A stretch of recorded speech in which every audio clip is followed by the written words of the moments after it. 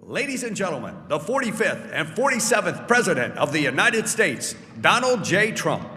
And I'm proud to be an American, where at least I know I'm free. And I won't forget the men who died, who gave that right to me. And I gladly stand up next to you and defend her still today. 'Cause there ain't no doubt I love this land. God bless the USA.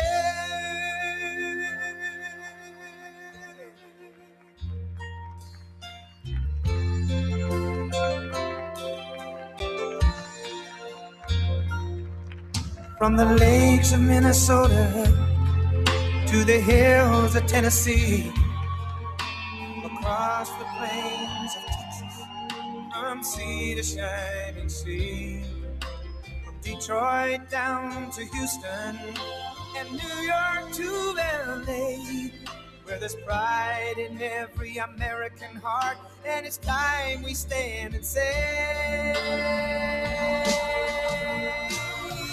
that I'm proud to be an American, where at least I know I'm free. And I won't forget the men who died, who gave that right to me. And I gladly stand up next to you and defend her still today. 'Cause there ain't no doubt I love this land. God bless the USA.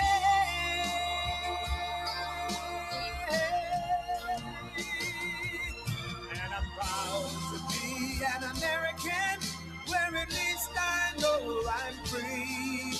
And I won't forget the men who died, who gave that right to me. And I gladly stand up next to you and defend her still today. 'Cause there ain't no doubt I love this land. God bless the USA.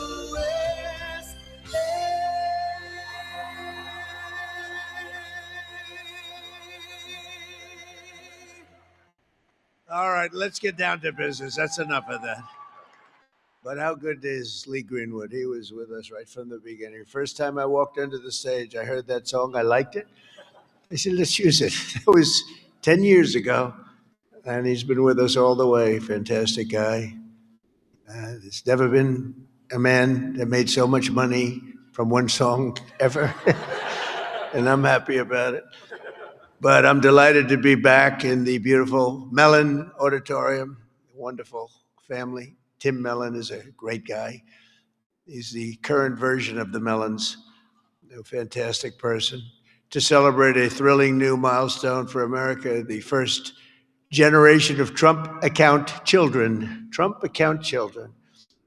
For the first time ever, we're going to give every newborn American child a financial stake in the future, head start at life, and a fair shot at the American dream, something people don't talk about so much, at least not for the last 4 years they haven't been, but now they're talking about it big. This last period of time, it's been unbelievable.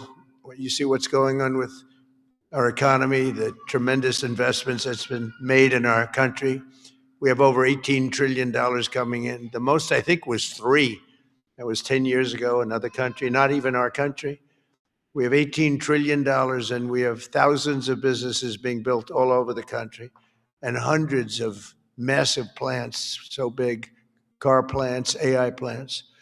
With the support of the men and women here in this beautiful room, over the next 15 years, we're going to put $3 to $4 trillion of wealth into the hands of young Americans who otherwise would have really started out with nothing. It's really an amazing thing because it gives young children that start out with really nothing, and we gives them, boy, it's more money than anybody could imagine.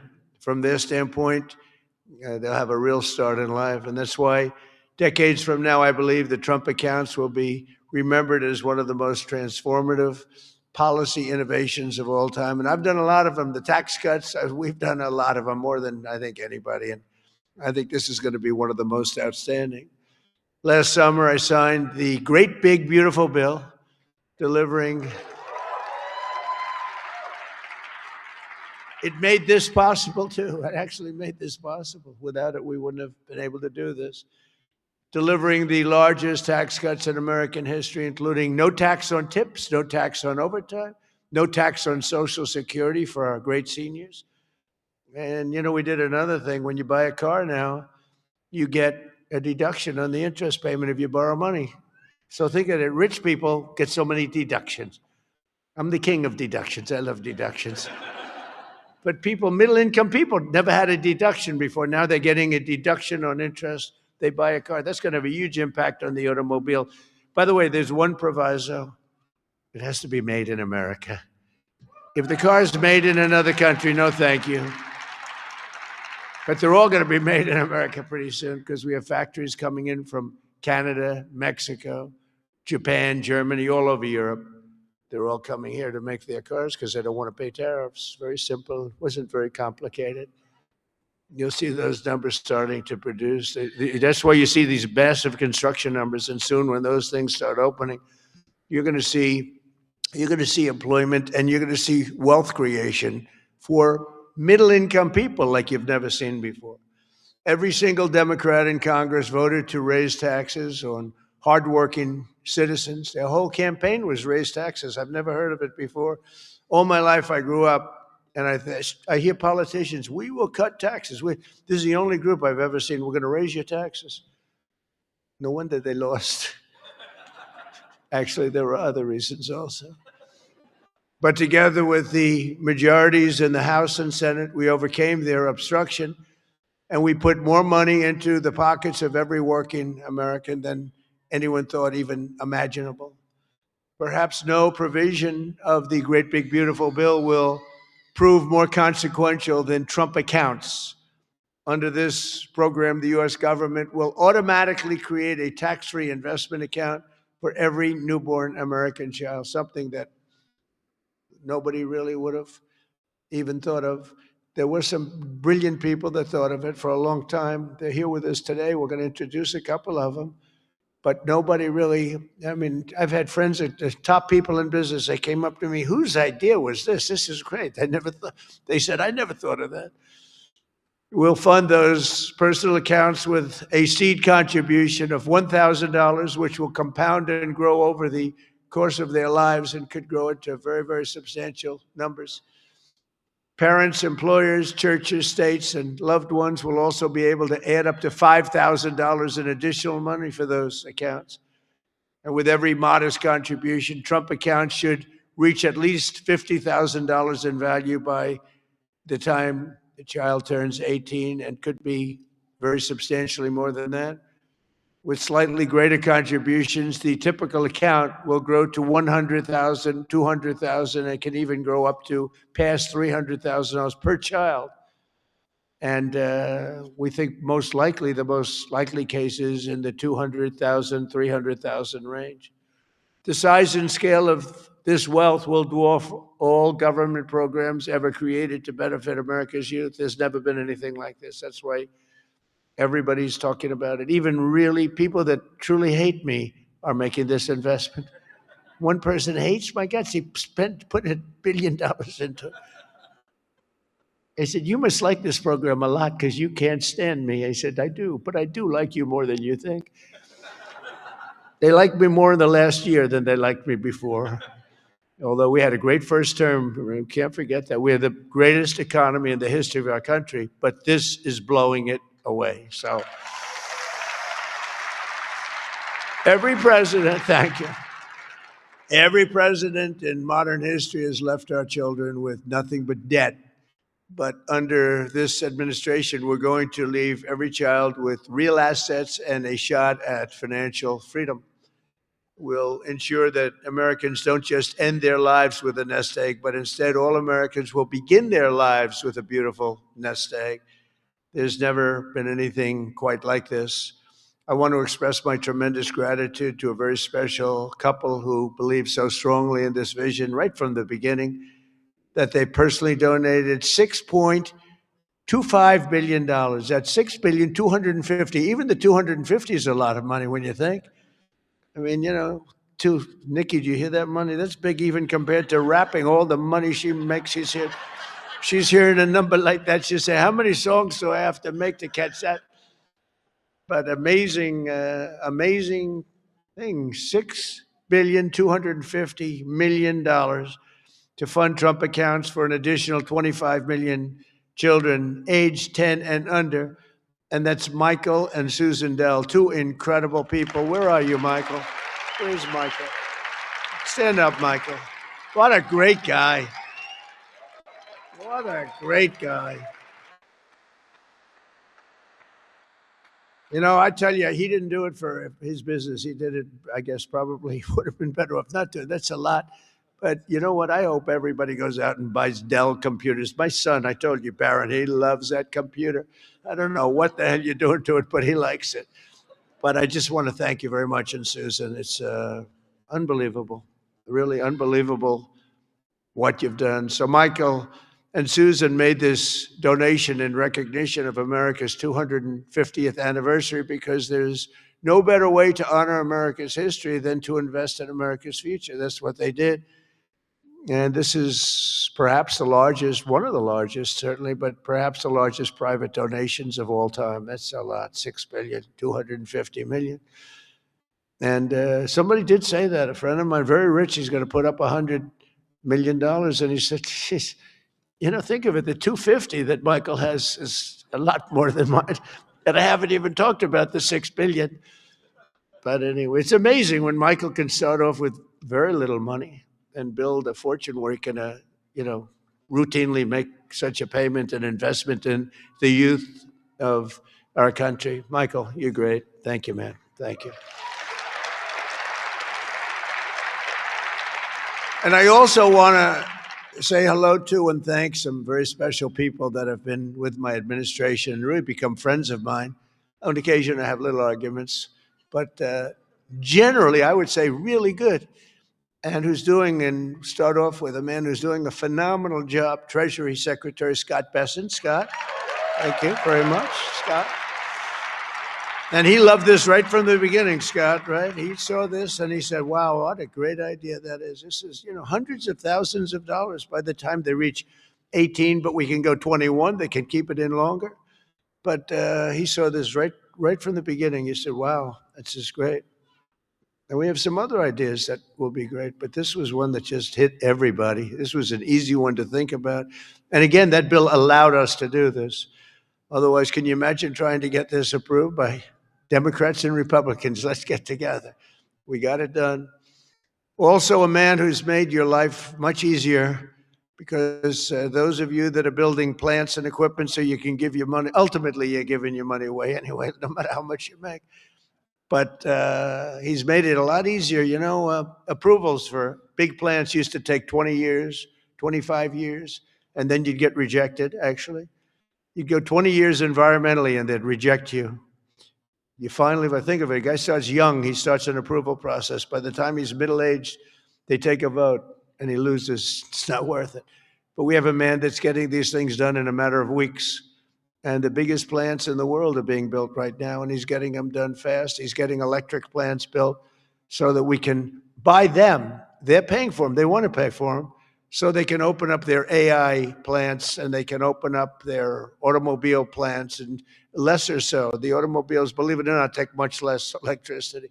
You're going to have to tell me why you need so much electricity to create information. I said, what's your primary product? Information. Oh, I see. Information. It better be damn good information for the kind of money.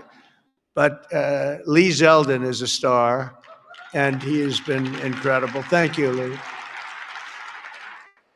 And, I have to say this, Scott and I were talking about it. So Lee went out to California after the fire, which should have never happened if they would have let the water flow from the Pacific Northwest, which everybody's been telling them, including me. Now I just opened it up. We literally sent in the military to open it up. But if they would have let, you wouldn't have had the fires because you would have had a little thing called the old-fashioned way, water in the fire hydrants as opposed to empty fire hydrants. You would have had water, and most of the houses had the sprinklers on top. No, there was no water in their sprinkler in their living room. All those fires wouldn't have started. But they did start, and I will say that Lee, the most difficult permit was Lee. I went there a couple of days after the fire, met so many people on the streets who were, in many cases, fairly wealthy people, some very rich people. Some of the best houses in California burned down.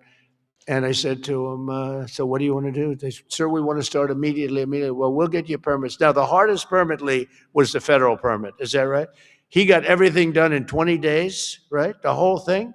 Is that a correct statement or less? 20 days. So he got everything done, 100% ready to go.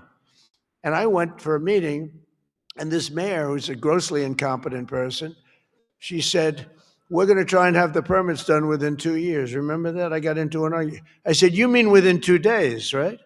She said, no. And I'm meeting all these people as I'm walking along the streets with the fire departments and the policemen, and they're all devastated. They're still smoldering. They weren't even allowed to go in their property. The Environmental Protection Agency local said, don't go on your property, okay? We said, it's okay, don't worry about it. Any problem is gone. Any problem is burned. Any germs are burned. They're burned. They were burned. Nobody's ever seen anything like it, but all so unnecessary that it happened. But we got it all done in 20 days, the whole place. And yet now, still, more than a year later, they don't have permits. Almost nobody is building. So I haven't told this to Lee Zeldin yet, but I'm going to put you in charge of getting permits. I think we're going to override the local authorities because they're never going to have it. And when I was told that there's a provision where you can override the local authority to get things done, in case of, because to me, it's a national emergency. What they've done to these people is horrible. It's just horrible. And they'll still vote Democrat. Can you believe it? After all, it's just, they get used to it. Although I must say we converted many. We'll probably convert a lot more. But I just want them to get into their houses. And I don't want a big section of the area built into low-income housing. They want to put low-income housing right smack in the middle of it. And that's not the American dream, You didn't do that. And low-income housing is great. I built a lot of low-income housing, but you don't put it there. This is one of the richest neighborhoods in the world, and we're going to let those people. And I recommended strongly that everybody gets the immediate approval to build a house, and you give them a 10% bonus so they can build a house 10% larger than they had before, if they want, for all the suffering they've been caused. So they can build a little bit bigger house. So Lee, if you want, will you accept the job? He's under a lot of stress. Okay, all right? Override those people. Those people are incompetent. Between the mayor and the governor, they're incompetent. They'll never get approved. They'll never get approved. So do whatever you can, Lee. There's a provision that you're allowed to do it, and I'll sign it in 2 seconds, frankly. It'll never happen. I also want to introduce a man, Frank Pasigno. Now, if you met Frank and if you knew Frank, he's quiet, but he's actually a stone-cold killer. He was one of the biggest people in business. He would have been sitting with you. In fact, now he's got a better seat because he's working for the government. He's the head of a lot of things, but the job he's done in this country is great. And he's working on Social Security and a thing called the IRS. He's working with Scott on both of them, really, but the IRS in particular. And he is a fantastic man. Where are you, Frank? Took the biggest pay cut in history. He went from being paid $35 million a year to being paid about $35 a year. I think you may have taken the biggest pay cut in history. He'd be close. He'd be one of the top 5, because a few people have done that. Few billionaires have sort of left. But Frank has gone from one of the most successful people. He worked with Jamie Dimon. I don't think Jamie likes me too much nowadays, but that's okay. I never minded that. But Frank, you are fantastic, and you're doing a great job. We appreciate it. Thank you. And thank you to the family. The director of National Economic Council, a man who's in the news a lot. You know, my only problem is I don't want to lose him. I will tell you that he's working from a big deficit because I don't want to lose him. He's so good. Kevin Hassett. Thank you, Kevin. Thank you, Kevin. A friend of mine, a senator who has been unbelievable. She's a tremendous woman, a tremendous, married to a great football player. Her husband is a massive man. This guy, he played in the NFL, I guess, for 11 years. He was top of the line player. I met him. I said, that's not a normal situation. Look at this guy. This guy was seriously powerful, big, and he's as nice as he is big. And she is one of our best senators, Senator Katie Britt. Thank you, darling. From Alabama. I love Alabama. We love Alabama. Marsha Blackburn is an incredible person. Unfortunately, she's running for governor. She's running for governor of Tennessee. I'd love her not to. I begged her. I said, Marsha, we don't want to lose you in the Senate.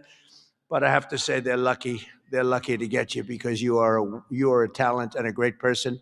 And you've been with me all the way, and I appreciate it. And you're a very special person. Marsha, stand up, please.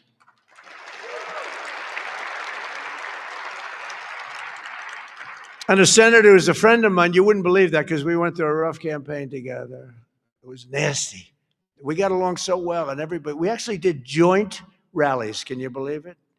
He wanted to get some of the action, so he's smart. He said, would you do a rally with me?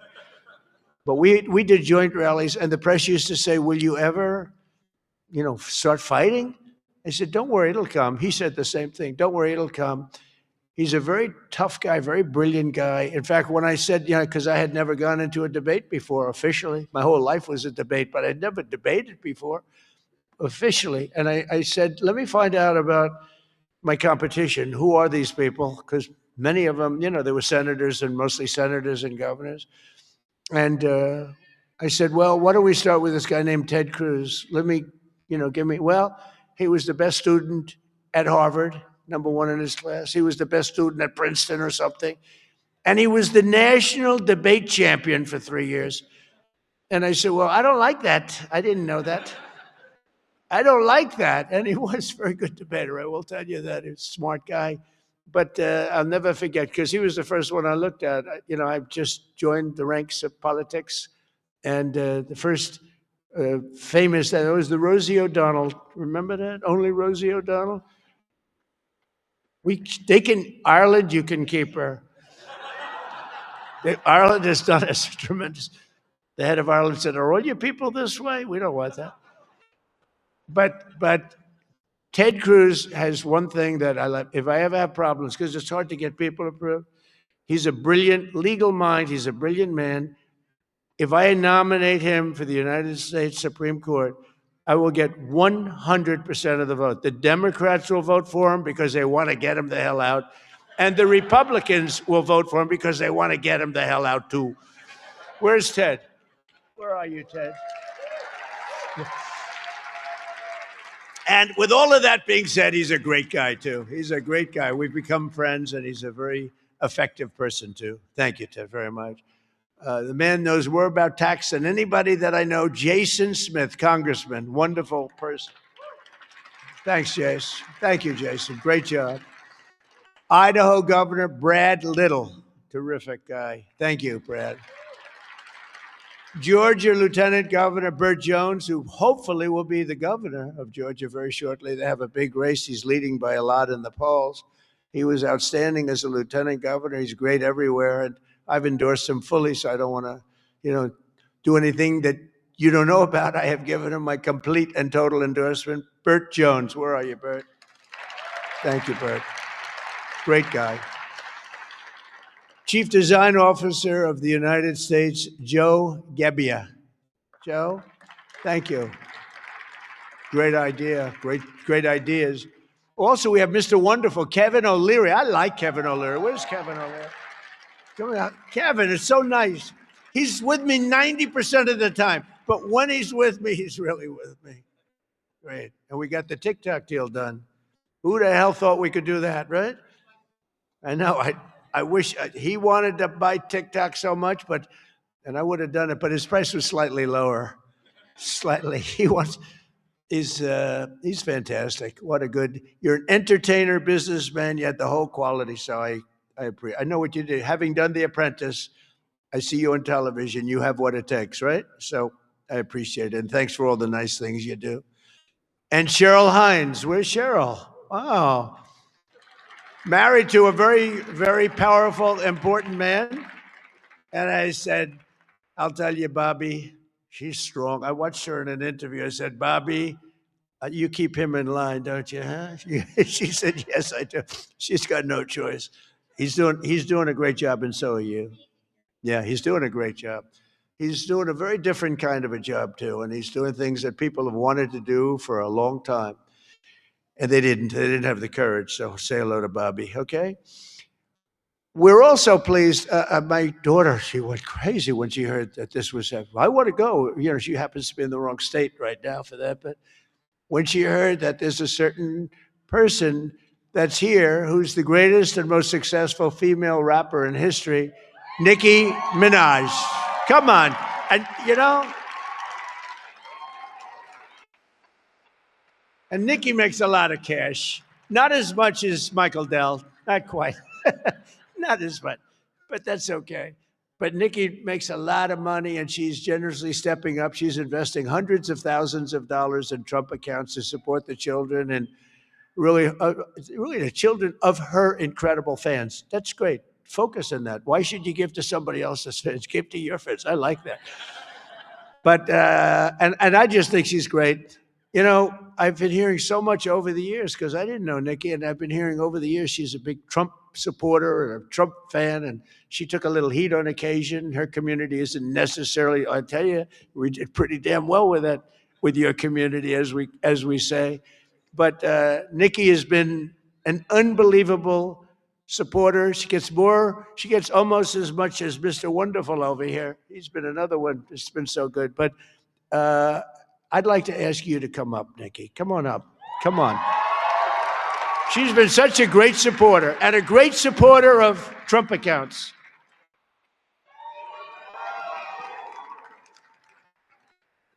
And I said, I'm going to let my nails grow because I love those nails. I'm going to let those nails grow.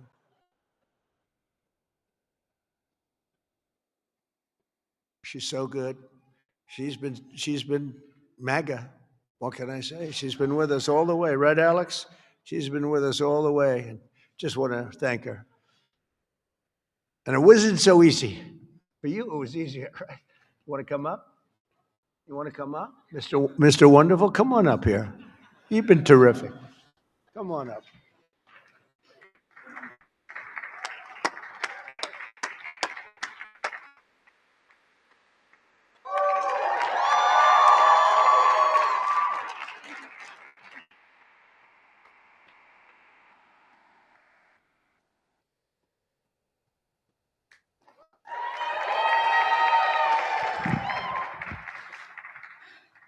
Hello.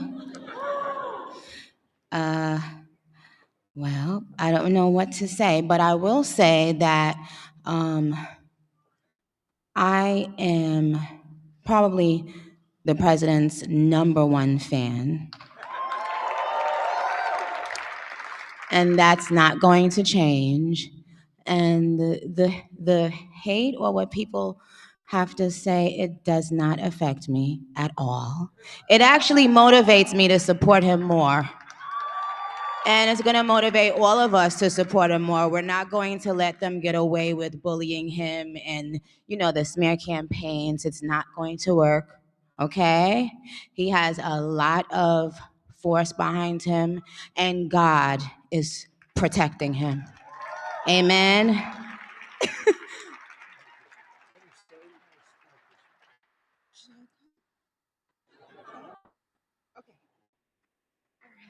Thank you. Thank you.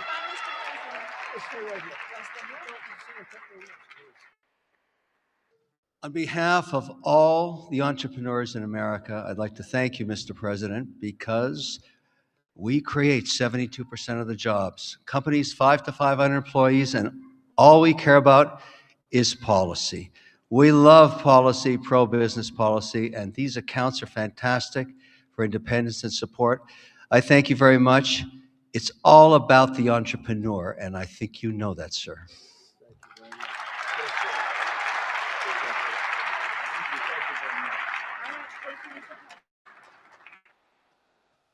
Well, that was great. A little interlude. I don't know. That's better than getting Scott Bessent up.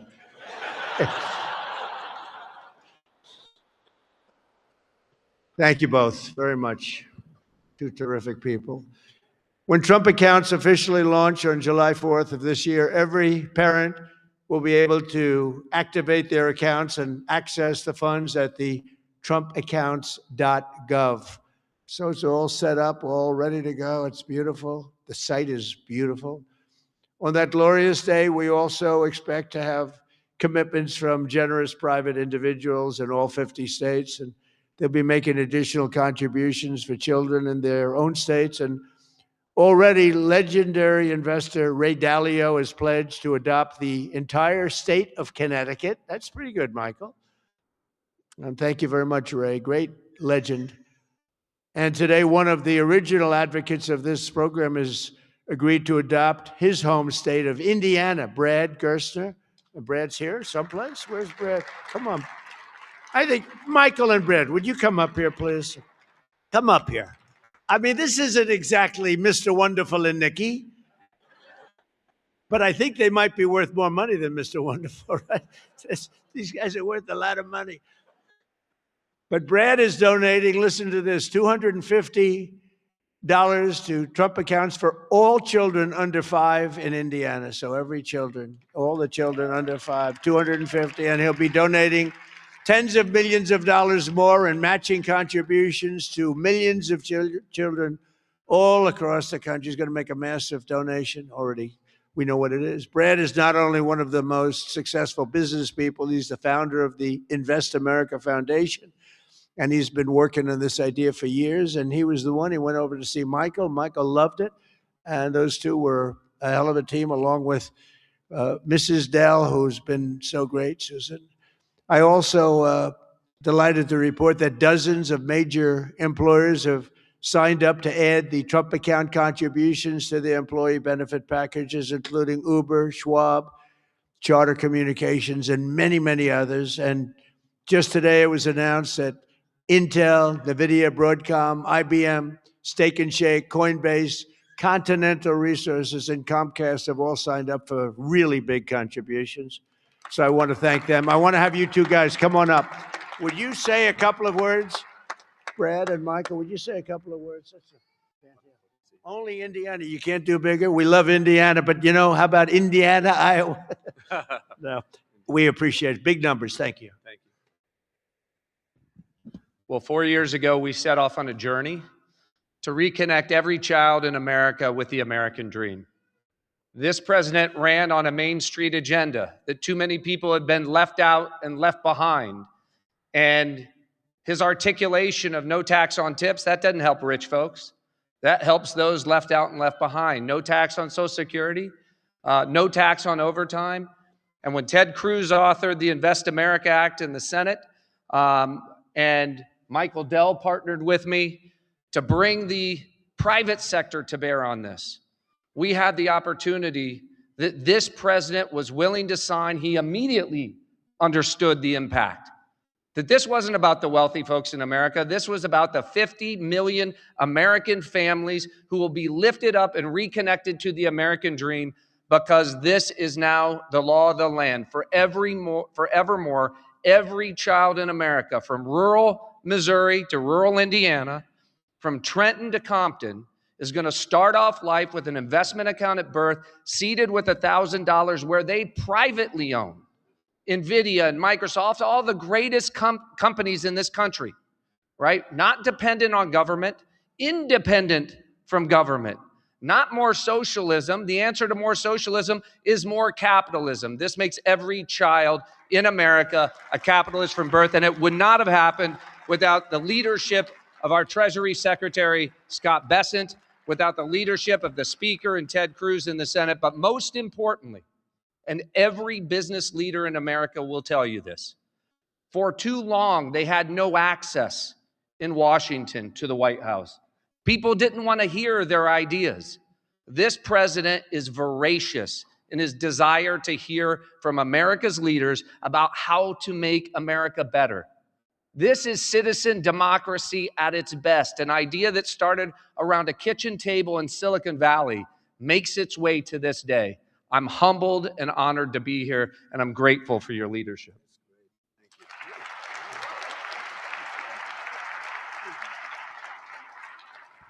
Thank you, Mr. President. As you heard from Brad, the fact that this bill got passed itself was a miracle, and it creates a platform for communities, for families, for corporations, for philanthropists to add to these accounts.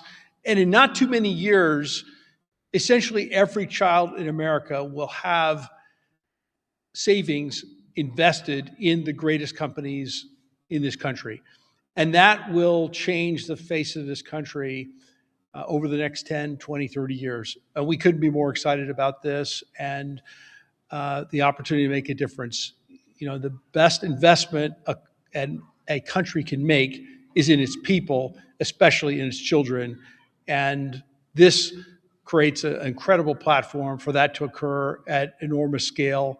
And we're excited to see it all come together. Thank you all so much.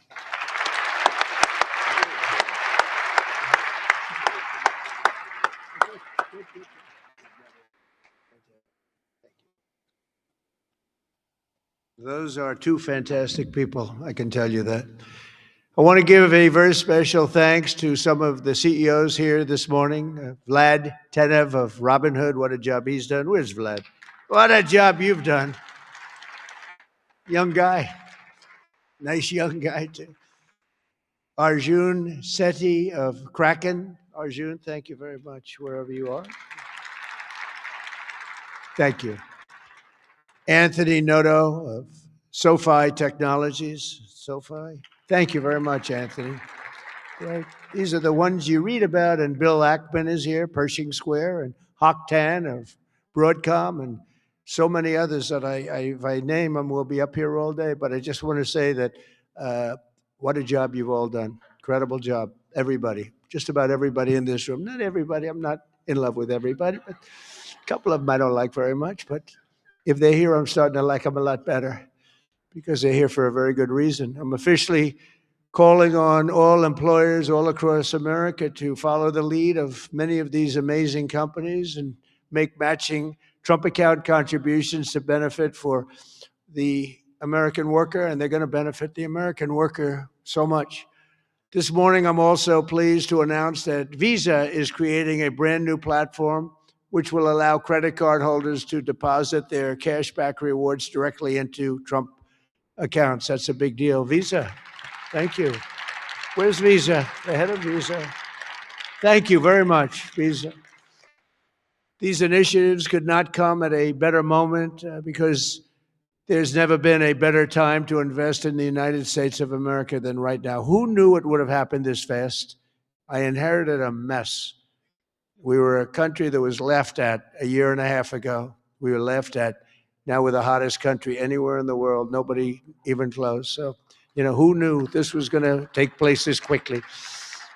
Right, Michael? I didn't think it was going to go that fast. I knew we were going to do it, but I thought it would take a couple of years at least. Just a couple of days longer than the first year. So it's really amazing.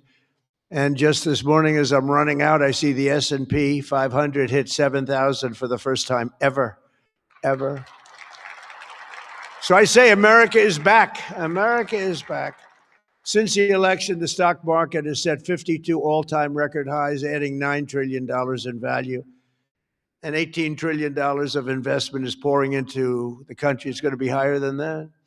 Just over 1 year ago, we were a country that lost its way. We were mocked and scorned, and every American child will now be and have access to something that is really incredible, and they can watch directly the economic boom that's taking place. This is a boom that's taking place, the likes of which we've really never seen. I don't think people, get it yet.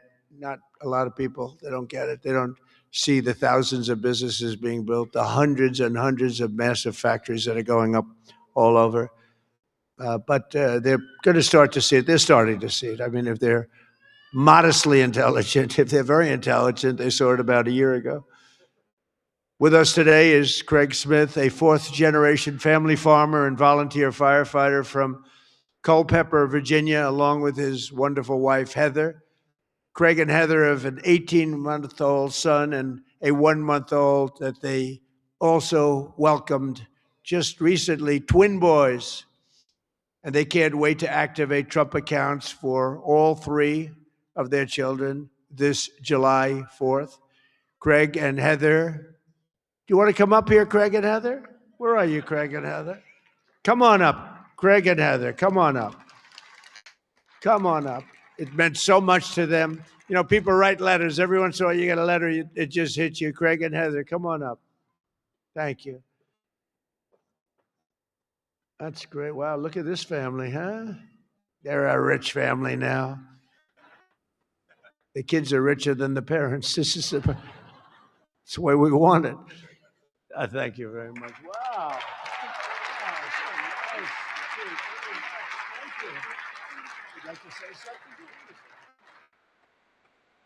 We just want to thank President Trump for all of his hard work and dedication to American families and farm families like ours. Farming is not always easy and sometimes margins are tight. So investments like this into our children really help us to buy diapers and formula and not have to worry about making financial decisions for them this early on. So thank you very much, President Trump. Thank you very much. Thank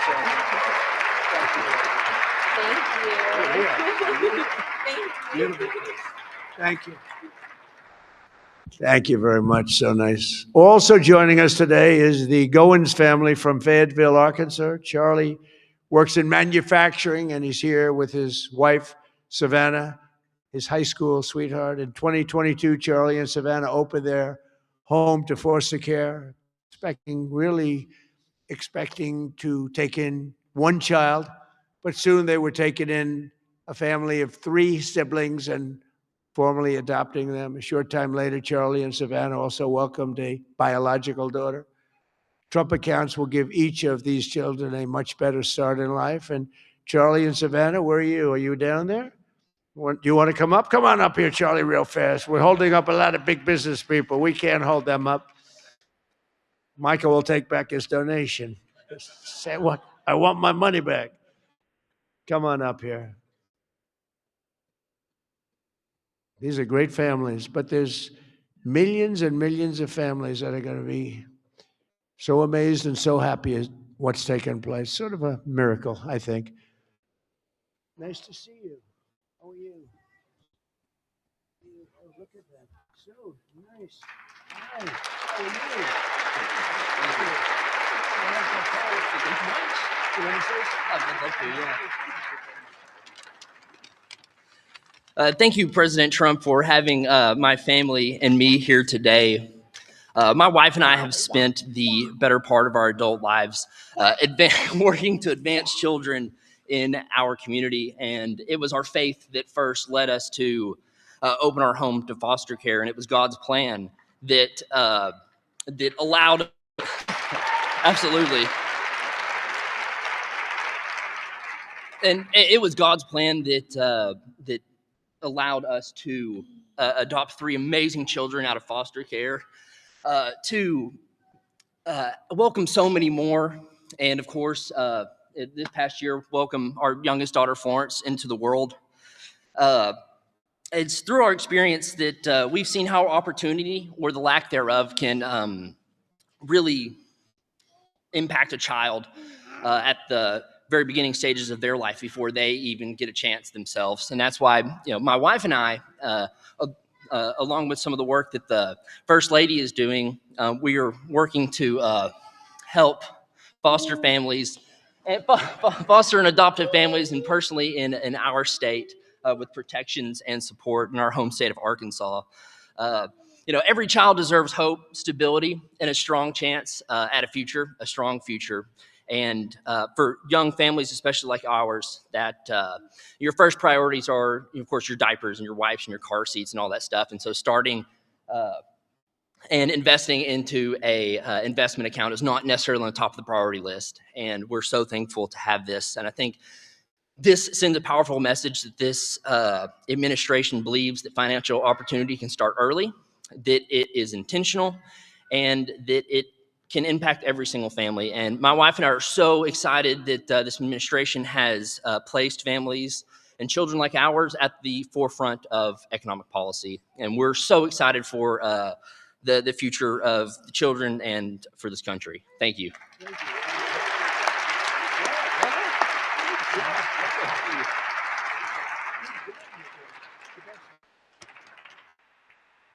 That's a great job. I was wondering how much longer he could. Did you notice it? It's getting heavy. It's still 50 pounds or something. Right? I said, how much longer is that? And finally, it broke loose. But you could see a loving father there, couldn't you? Huh? The way he did that, right? Wasn't that a loving father? I watched that. He was grabbing. That's a great family. Thank you very much, both. Beautiful. So in conclusion, the ultimate success of the Trump accounts will be measured not just in the wealth created, it will be seen in young people buying houses that they could never have even dreamed of buying. It'll be seen in diplomas earned, companies founded, families formed, and more babies born. It'll really be seen in something where you're given a chance. You're given a chance at life, a very good chance. Above all, Trump accounts will help bring the hope and prosperity to every community that every community wants to see. And it'll bring back the American dream. The American dream is so beautiful. I would mention it all the time when I'm running. Whenever I run, I talk about the American dream because that's what we want to create. Others don't talk about it. But we have the American dream back, I think now, maybe better than ever before. For generations, Washington politicians have done nothing to take from the hardworking people of our country. They take and take. They do nothing but take. They've made workers' lives harder, sent prices higher, pushed your dreams out of reach. And both parties, they didn't do the job that they were supposed to do. Some were fighting, and sometimes we fight against some of the great politicians we have here. They fight with me, most of them, and we fight to make things better. But we run into walls of other politicians that either don't want to do something or they almost feel like it's a destruction of our country. But now we're doing something much better than giving the next generation a handout. We're giving them ownership of America's future so that they can grow up, chart their own destiny, and make our nation greater and stronger and better than ever before. So I just want to thank all of the people that participated today, the great business leaders, the great celebrities, and all of the people that are in this room. You've done so much. And I just want to also give a little bit of a shout out to a lot of great politicians that are right now voting on some very important measures, plus the politicians in this room. They have really worked hard on this. This is something that it's amazing that it got done. If you knew the political process, it was very complex, very hard to get done, to get all of those votes together. But we did it, and it's going to be great for America. And Brad and Michael, thank you both very much. Special, special people. Thank you very much. And God bless everybody in the room, and God bless America. Thank you very much for being here. Thank you. Thank you.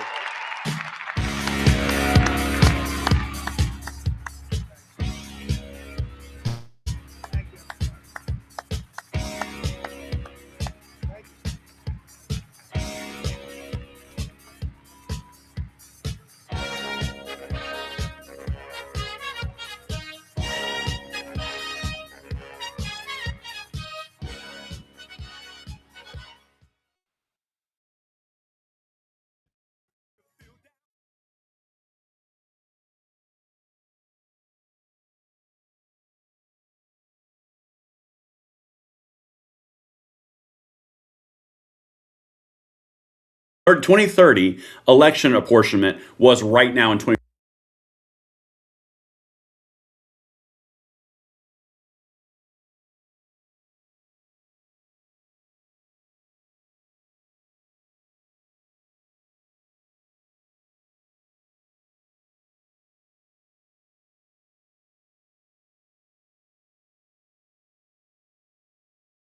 vacation bill to get off his mom's couch, dust a Cheeto dust off his chest, and get to work because, let's just face it, he's lazy. All right, guys, we're going to get right into this, and I'm going to be real candid with you. This one,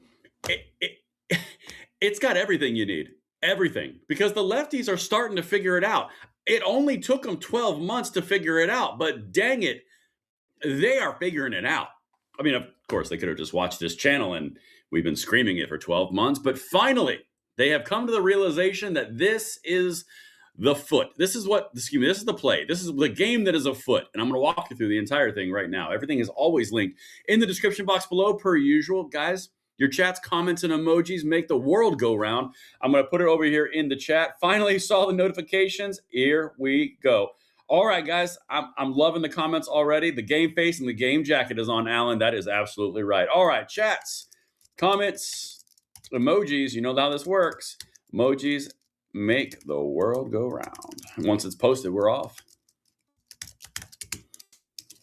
All right, so it's posted, it's pinned. Y'all, the emojis, the chats, the comments, those who are early get to experience the greatness first. All right, listen.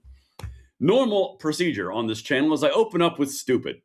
But I'm going to open up a little bit different today. I'm going to open up with something incredibly important. And if you've been looking for the why, the underlying reason of what the ever-living hell is going on, and why is the left acting like petulant children with no self-control whatsoever, I'm going to show you that first.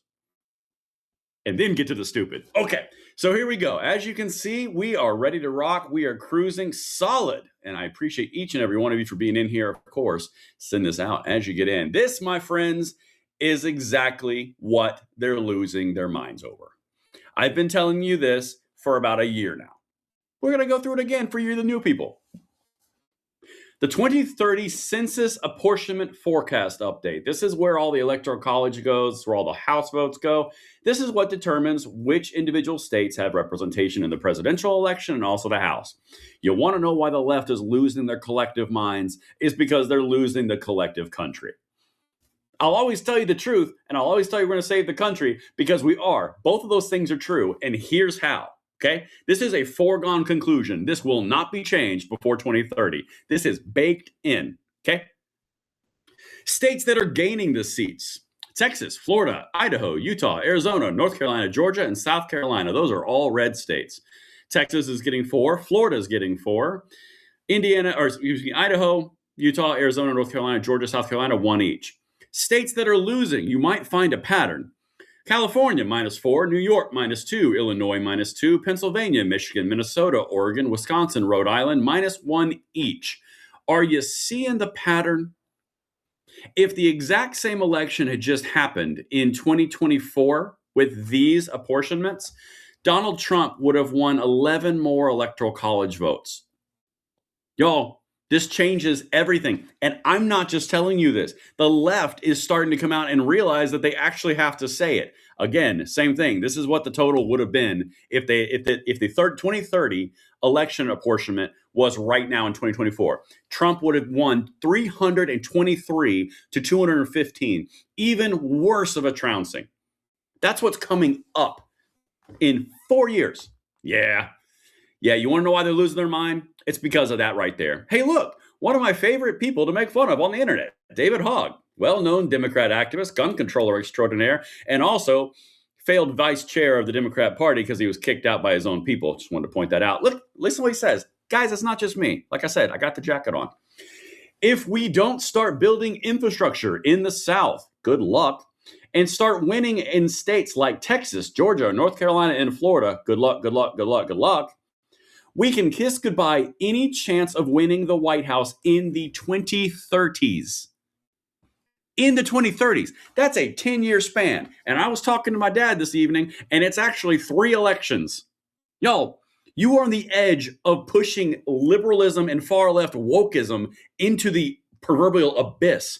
And we're not even to the stupid yet. We're just having fun at the beginning. Not only can we not give up on the South, it's not an option. They know. This whole game, everything you're seeing, they freaking know. All right, now we're going to do with the proverbial, that's not the right one. I used that already. We're going to do the mandatory brake system to basically warm up the pump before we get into the real fun parts. Because what we're about to go into, guys, is one of the reasons I put my jacket on today. There's many, many reasons, and this episode might take a while, but we're going to get through it. We're going to trudge through.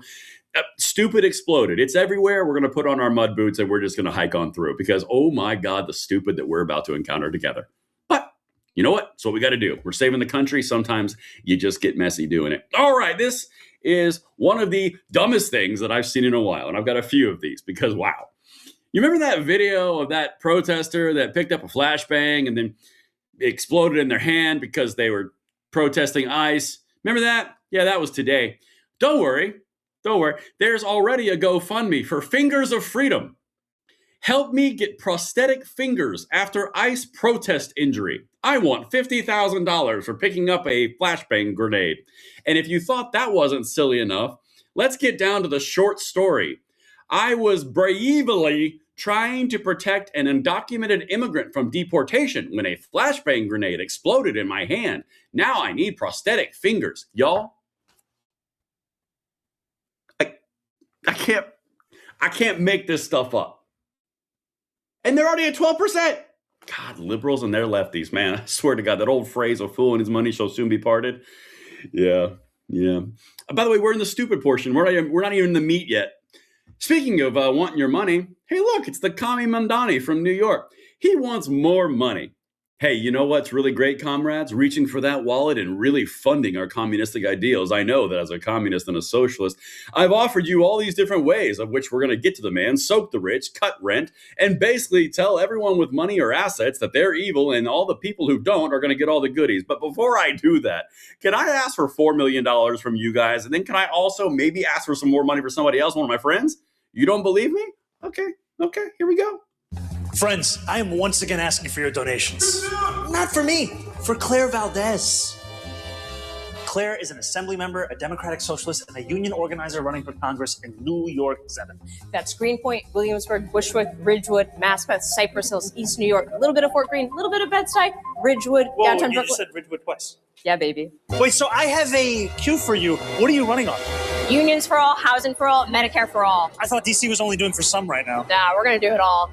We can't do it without you. That's right. So I'm asking you to donate whatever you can to Claire. Where can they do that again? ClaireValdezForCongress.com. ClaireValdezForCongress.com. ClaireValdezForCongress.com. ClaireValdezForCongress.com. Guys, y'all, they're getting freaking played. They're getting played so hard. The proletariat, being taken advantage of the socialist bourgeoisie. Y'all, this is literally every 5 seconds this guy is asking the people for money. While he's going to redistribute everyone else's money, which, by the way, he can't do, and he has no ability to pass any type of laws that make money go anywhere else, like for the free buses or the increasing of taxes. Can't do it at all, but he's going to do it. But before he does that, make sure you give all your socialist comrade money to me and my friends. Y'all, you can't make this stuff up. You just simply can't. And we're only halfway through the stupid portion. Let's keep going. All right, so on this episode, or this portion of the episode of Stupid, we have a very well-groomed gentleman. He's wearing flannel, so he must be just like you and I. He's running for Ohio Attorney General, and he's decided that he's going to make a statement. Again, running for Ohio Attorney General. This is what he just put out today. Guys, hit that like button, subscribe to the channel, turn the notification bell on. Chats, comments, emojis make the world go round. I cannot wait to hear what you think about this. Let's get it. Hi. This is Elliot Forehand, candidate for Ohio Attorney General. I want to tell you what I mean when I say that I am going to kill Donald Trump. I mean, I'm going to obtain a conviction rendered by a jury of his peers at a standard of proof beyond a reasonable doubt, based on evidence presented at a trial conducted in accordance with the requirements of due process, resulting in a sentence duly executed of capital punishment. That is what I mean when I say that I'm going to kill Donald Trump. So it's going well then in Ohio. This guy literally is running for the Democrat candidate for the Attorney General of Ohio, and his big attention-grabbing play is to do that video right there. Y'all, they're losing their minds. They have no way to cope with complete and total loss and the fact they're losing the nation, and the Electoral College and the apportionment of votes and House representation is about to kick them right in the gonads. So they're resorting to this. Y'all, this is real. This is not a joke. That is actually real. Bet your fundraising went up. Anyway, let's keep on going. Secret Service. Exactly right. Exactly right. And we've got one more stupid before we get to the good stuff. Guys, I am actually cringing reading what Chris Murphy just posted. Well, I'm going to read it to you. We're in this together. But honest to God, I'm about to vomit reading this. And I'm going to do probably a full-on video on this because it's from The Atlantic, so I know it's probably full of other pukey things. But here's Chris Murphy's quote from it. I can't wait for this video, I do. Quote, Minnesotans have found and loved one another in a world atomized by social media, where empty men have tried to fill their lonely souls with lies about their own inherent superiority. Whoa, that is some far left, woke, anti-masculinity, toxic masculinity, far Democrat bullcrap right there. Minnesotans have found and loved one another in a world atomized by social media, where empty men, I presume you and I, and of course the ladies in the audience, hello ladies, have tried to fill their lonely souls, is your soul lonely? With lies about our own inherent superiority. Don't you feel superior just inherently? I don't know how I'm going to make it through this whole episode. We're only on the stupid. We're not even to the realizations yet. Oh boy. Oh boy. Okay, guys, we're going to get through this together. This is the appropriate time for a break. I'm glad I timed these out with breaks because it's not easy to deal with this much stupid on live internet. All right. Whew. All right. I thought I saw a super chat coming through. Hold on. I want to make sure I don't skip anyway. Here we go. $1.99 from Mike U, Tampon Tim Waltz, and Air Fry have to go. Talk about the mayor and the governor. I don't think they're not gonna. All right, here we go. Oh, I forgot to say something while we're in the break. Remember, if you are new, if you are a veteran, if you are a regular attendee, or you've happened to wander into the show tonight, every one of you are deputized to handle the chat should a lefty or a series of lefties wander in. I will do the camera work. I'll do the presentation. You guys jump into that chat and defend our honor, because it's been happening a lot recently. It must be a sign of the growth. All right, let's keep on going, guys. Of course, the chats, the comments, the emojis give me life. Here we go. All right, so in the earlier parts, or excuse me, in the earlier, that's not right. In the title and in the thumbnail, I said they're figuring it out, right? That was the whole play. They're starting to figure it out. And what did I say to you last night in the live stream, if you were here? And I mean, if you remember, hit me in the chat over here, tell me. So I told you that it won't be long until two things happened. The first thing that was going to happen about the Trump Walz phone call was the left was going to run out and claim victory. They defeated ICE. Minnesota defeated ICE, or as Chris Murphy says, found love in atomized social media environments with inherently evil people, or some crap like that, right? I paraphrased. But I told you that they were going to claim victory. And then I told you the second part. And that was the video about 3 hours ago, which is popping off. So check that one out. But then I told you the second part. The second part was the lefties were going to realize that they just got played and they were going to turn on the left leaders. It's happening. It's happening in real time. In fact, if you see right here, this is what the White House demanded. And I told you last night in the live stream, this is getting rid of sanctuary cities. This is not a win for the Democrats. This is not a win for Tim Walz. This is a kick right in the balls. All right, Walz balls. Turn over all incarcerated or active warrant criminal illegal aliens for immediate deportation. Transfer all criminal illegal aliens arrested by state and local police.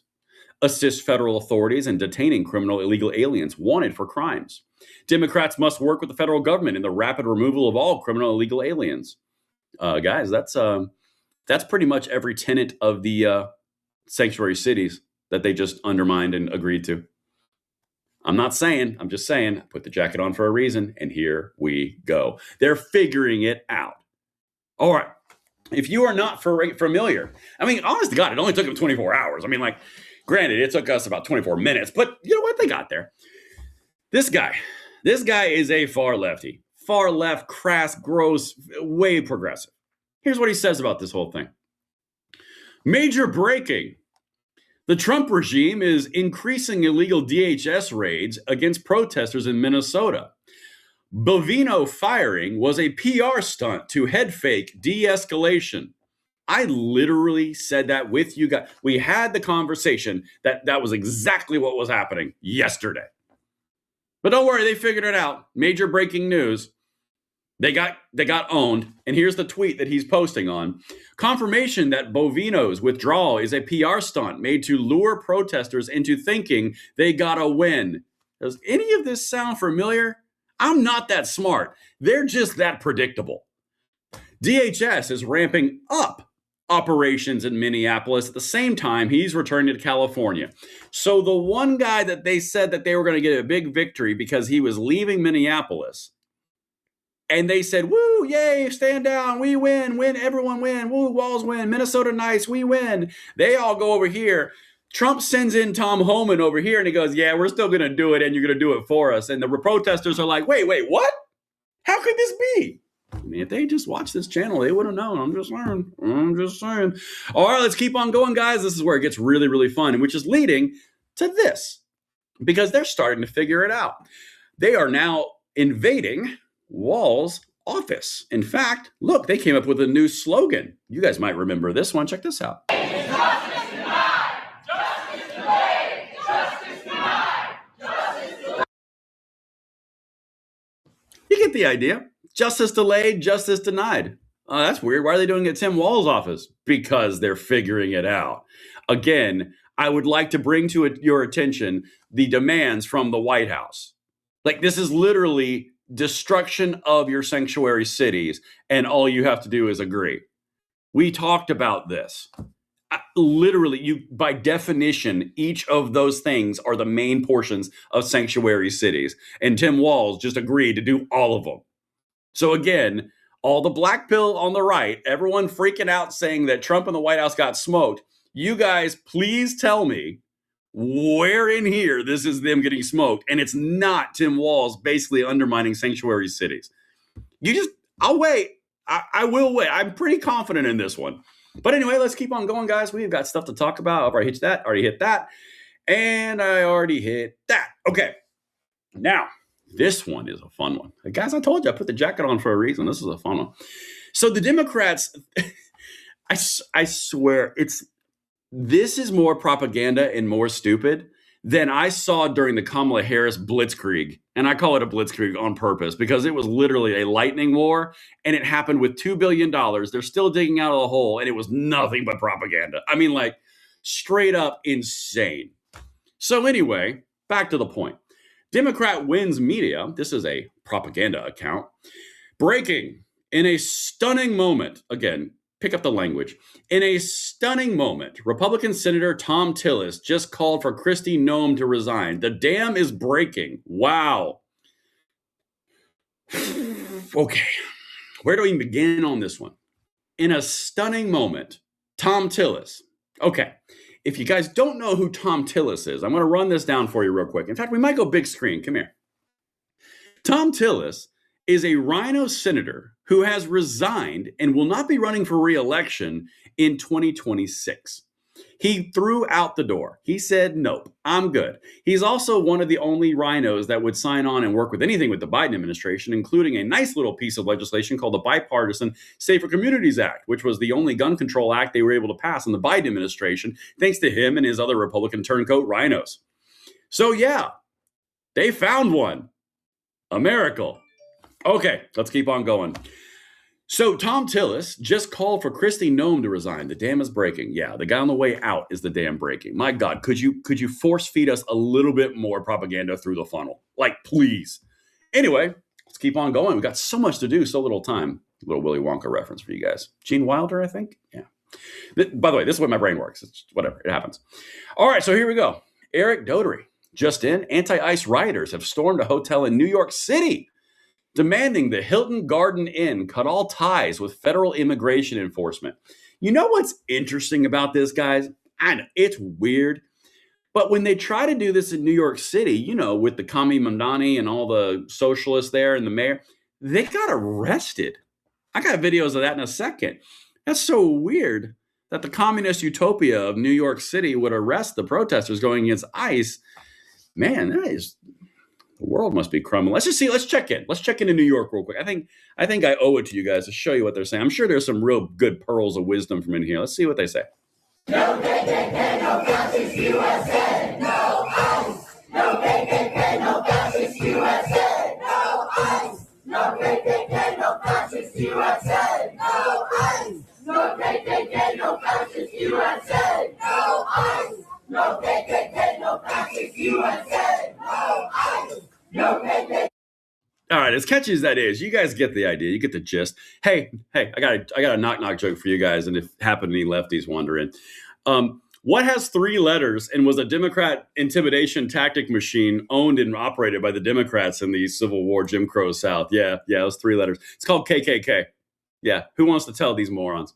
Because ICE apparently is now the new KKK, and KKK is bad, even though KKK was run by Democrats, and even though the ICE, anti-ICE people that you're seeing are supporting the Democrat cause. But that, guys, don't let facts and anything of history have anything to do with any of this. This is about rhyming and having a basic baseline beat drum and then making something rhyme. I mean, honest to God, if you're not familiar, the KKK was honest. Seriously, it was an intimidation tactic to keep African Americans away from their rights in the South. Okay, it was 100% through and through run by Democrats. It's also one of the main origins of all the gun control in the United States. I could do this all day. It's factual. You can look it up. But these morons wouldn't know that because that would require the ability to read. Good God. Anyway, let's keep on going, guys. John Flick says, I saw no KKK down there. You don't know. Braden dancing. That's right. Hey, it was a catchy tune. I am inspired to dance. All right. John McClendon with a $5 super chat. I appreciate it. And guys, we are cruising at 4,300 people in the live stream. Thank you so much for hanging in here. Of course, the likes, the subscribes, the channel notifications, all the distribution that you do. Because again, the notification bell is one lazy bastard. He sits in his mom's couch. He doesn't leave home. He's like a failure to launch with Cheeto dust all over him. He just doesn't do his job. So the more that you guys can do and like help him get out the door, that'd be great. He's like the 40-year-old virgin, but worse. All right, let's keep on going. Let's check in on these guys. Hey, look, they're getting arrested. I got to show you this. Like, I'm going to kill the audio. I don't want to hear that crap again. But as you can see right here, the NYPD is not taking too kindly to this in New York City, which I thought was a very woke, agenda-driven place. I thought it was very progressive, and it was all about the protesters, and it was all about the people's voice, and down with the rich, soak the rich, and oh my God, are those KKK handcuffs? Is that what I see there being deployed by the NYPD against innocent individuals just expressing their First Amendment rights? Oh God, the inhumanity. Tell you what, man, this place is going to hell in a handbasket. What is it? I mean, you can't get a basic beat line drum in there in a place of business and disrupt the entire business saying ICE is the KKK. And as long as you're rhyming, you should be good. But they're arresting him in New York City. At the same time, they're arresting him in Minneapolis after Mayor Walz bent over a barrel. I'm just here to connect the dots, guys. We're just having a good time. I told you I put the jacket on for a reason. All right, enough of those shenanigans. Let's keep on going. We've got a break. A well-deserved break, I'll have you know. All right, listen. If you guys are just now in here, we're about to get to the back end of the meat. This is the next part. This is your green beans of your entree here of freedom that we do every single night right around 9 p.m. Eastern time. So as you guys are getting in here, if you enjoy the content, if you want to save the country with us, please, by all means, join us. Hit that like button, subscribe to the channel, turn the notification bell on. You can follow me on X at BradenLOA, and comments, chats, and emojis make the world go round. Please see earlier description of notification bell. Lazy ass notification bell. Anyway, let's keep on getting into this. That is all the break I need. We've got momentum. There's no reason to intercept it. And oh my God, who could have seen this coming? Y'all, man, oh man. You hate to see it. I'm going to actually show you what I'm talking about, so I'm not just like imagining things. All right. I mean, Chuck Schumer, man. Oh, the shutdown odds spike after Minnesota killing. You mean they would take advantage of a political incident? That's weird. Oh man, who could have seen that coming? Yeah, this is gonna be another video at some point, by the way. It's literally content is stacking up like like hotcakes. I mean, I got people on the right over here saying the world is ending. I got people left over here being stupid. I mean, like, it's all over. Seriously, like I told you, it's like the can of worms is open. Everything is crazy. We're putting our boots on. We're just going to get it done. Chuck Schumer has spoken. I swear to God, the more this guy gets on a camera, the more he looks decrepit. This is like Biden with a New York accent. In the wake of ICE's abuses and the administration's recklessness, Senate Democrats will not pass the DHS budget until it is rewritten. I will vote no on any legislation that funds ICE until it's reined in and overhauled. Well, I know what we're going to be talking about for the next couple of days. Maybe this one will last 41 days, set a new record. All right, Chucky, talk to us. The people are waiting. Kristi Noem and Stephen Miller are fucking liars. Any administration that allows them to continue in office is rotten to its core. The vote on appropriations is coming up Thursday night, and Democrats will not let the Republicans move forward if ICE and DHS funding are in the bill. Kristi Noem and Stephen Miller are fucking liars. I just wanted to leave it in there a little bit more because you know what really relates to people? And this is what I wanted to show you about that clip, other than just the normal posturing. What you have to understand about what just happened in this clip, and I'm going to play it again, but I'm going to walk you through a little bit of camera presence stuff. Some staffer told him to sit there in a leather chair and a nice desk and stare really intently into the camera. This is literally trained. This is all pre-canned, okay?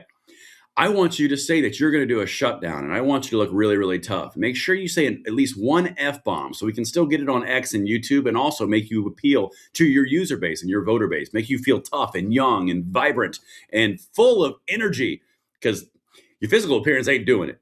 And then you're going to go ahead and say you're going to shut the government down. And then your body language is, oh my goodness, use all the emotion you can possibly muster before you keel over. All right, watch it. This is real time. I'm going to show you again. What everything I just said, watch. It is actively what they're doing. This is all propaganda. It is all pre-planned, and they're going to shut down the government again. Let's go. Kristi Noem and Stephen Miller are fucking liars. Any administration that allows them to continue in office is rotten to its core. The vote on appropriations is coming up Thursday night, and Democrats will not let the Republicans move forward if ICE and DHS funding are in the bill. You know the best part about this whole thing, other than the raising of inflection and voice and all these different pieces, which they're trying to engage their viewers because he's dead. The best part about this is ICE and DHS is already funded through the One Big Beautiful Bill through 2029. And they already know that. You know that. I know that. We all know that. We had a lefties wander into the chat last night, and they were telling us that we're never going to get any kind of ICE funding for DHS. And I'm like, you guys realize that was passed literally earlier this year, and it's good through 2029. I mean, like, this is not even a question. Even Democrats know it.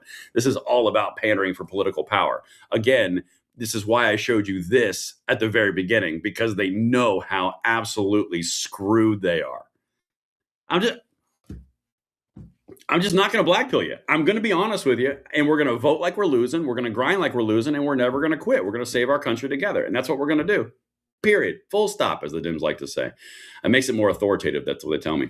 All right, so now, the reason that we've come together, I've got to straighten my jacket for this part. I'm going to skip right past that break because I'll be honest with you, I don't need another one. All right. As we go into this, I want to show you some real life stuff right on the ground that is full on dispelling the propaganda. Like, I mean, it is wild what they are trying to get you to believe right now. And I'm going to show you some real stuff that actually exists that's actually counteracting that whole narrative they're putting out. And guys, if you're enjoying this and you find it helpful, please hit that like button, subscribe to the channel, and turn the notification bell on. All right. This is MS Now finding something very perturbing to their vision and their image of the country. Because remember, in their bubble, everyone hates Donald Trump and everyone hates immigration and everyone hates ICE, even though a majority of the country wants this problem solved, but everyone hates them. Almost like it's propaganda. Okay, watch this. Look what they found in the wild. You make of what's happening in Minnesota. Just let them be there and do their job, period. Leave ICE alone. Getting in front of people's faces and doing this to ICE is total horse hockey, in my opinion. Donald Trump is doing what the people elected him to do. Get rid of the illegal immigration. That's it. You make of what's horse hockey, he says, and I do like that. But here's something else that this is why they show these things. This is why it's important for you to understand. This is important because that's in Iowa. Why is that important? Well, Iowa is one of the Democratic caucus states. And if the concept of or the perception of what's going on in the nation right now is that the anti-ICE agitators who are paid and who are full-on socialist and full-on tied into the underlings and underpinnings of all of the socialist communist movement in the United States, if they get perceived as Democrats lose things like Iowa and all the caucuses in South Carolina and all these different states. That's why this is important. It's not just they found a random dude in a Target parking lot in Iowa. No, it's because it's Iowa. That's where the first caucuses are.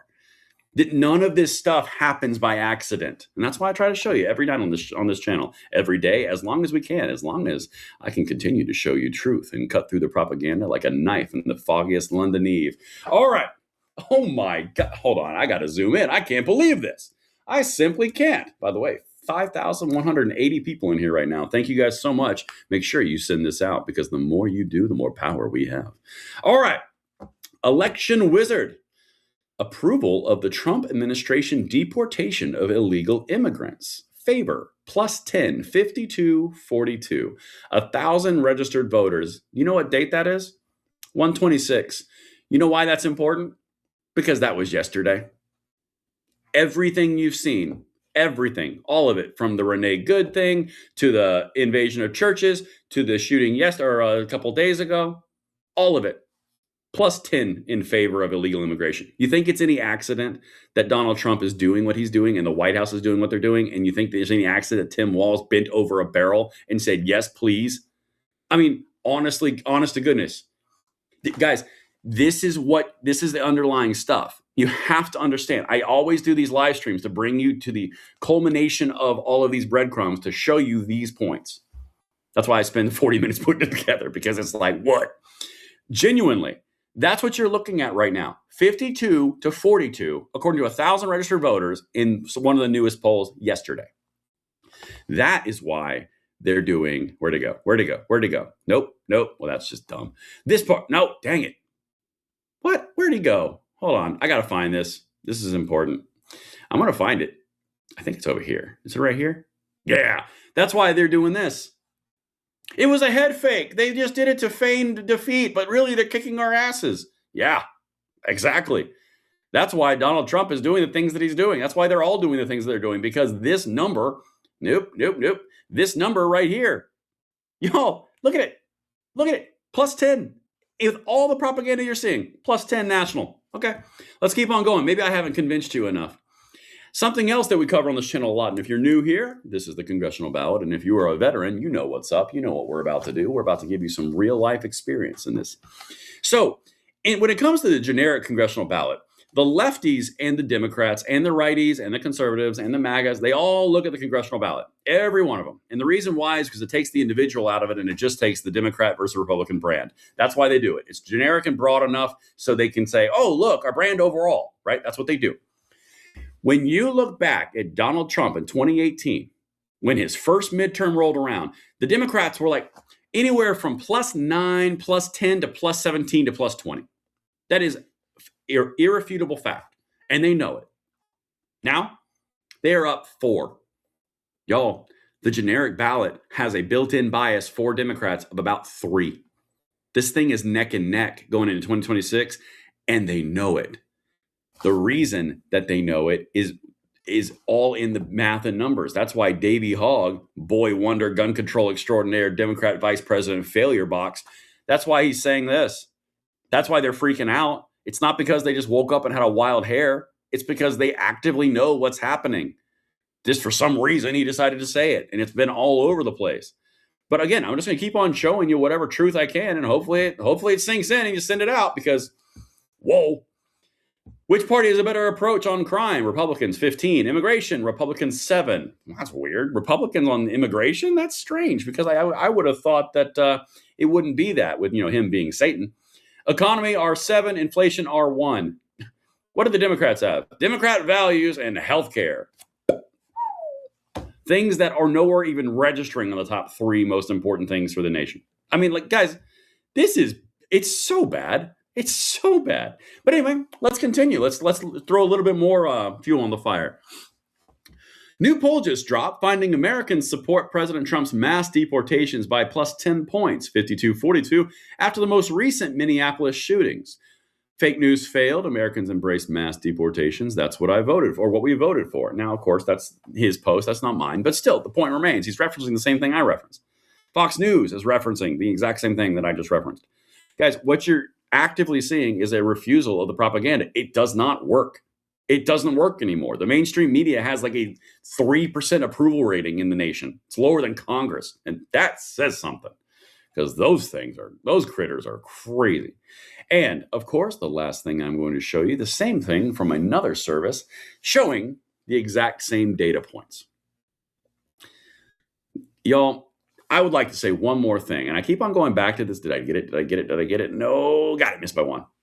I'm going to keep on going back to this as I wrap this up. I want you to really focus on this as we're wrapping this individual point up, because remember how everyone says that if you vote for Donald Trump, you're an idiot and you got fooled and you're a moron, and that Donald Trump is the stupidest person to ever hold the title of president. And he's the stupidest person and most incompetent individual that's ever existed in life. And then at the exact same time, he's able to pull head fakes and able to trick protesters and able to trick Democrats, beat them twice, get the popular vote, get the electoral college victory, pull off every single swing state. You guys ever see any kind of inconsistency in that? Is it just me? Because I find it very fascinating that you can both simultaneously be the most idiotic person alive, but also an evil genius. It really is wild. But it is kind of fun watching them realize things that they're getting worked on, isn't it? Because this went from, we're winning, we won, to, oh shit, no, we're not, no, we didn't. I mean, I'm just to be honest with you, that's what's happening. All right, guys. Well, haven't we covered the Signalgate stuff yet? I covered it yesterday. What are you talking about? I have covered it. All right, I got 2 super chats, and I got to catch up to that other one. I think I saw one up here. Hold on a second. I have covered the Signalgate thing. People saying I ain't been covering the Signalgate thing. Tripping. All right, hold on a second. I got a super chat. There we go. Steve Rousseau with a $10 super chat says, the Democrats and lefties are the epitome of Brother Dave Gardner's description of a politician. A politician is just like a bullfrog. What ain't stomach's head, and that's mostly mouth. Oh, what isn't stomach's head, God, punctuation. What ain't stomach is what, God almighty, it's hard. What's not the stomach is the head, and that's mostly mouth. That's basically what it says. But listen, guys, I hope I landed this plane. I really, really hope that I encouraged you to share this out. I hope I brought you a little bit of ray of sunshine in the intense London-level fog of propaganda, because it is so thick you could cut it with a knife. It is wild. And I will absolutely continue on this train as we basically, that would have been a great thing if I didn't mess that up. And basically, as we just, walk through the BS, it's like knee-high with our knee-high waiters and the worms and cans that are everywhere. But we're going to get through this. So we're going to save the country together. Guys, I depend on you. I thank you so much for the new people who are joining. We are cruising at incredible growth, and that is all you guys. And thank you so much for that. Make sure you follow me on my X at BradenLOA, and we are going to have a hell of a time tomorrow when we meet back up and continue to distribute freedom in mass like Johnny.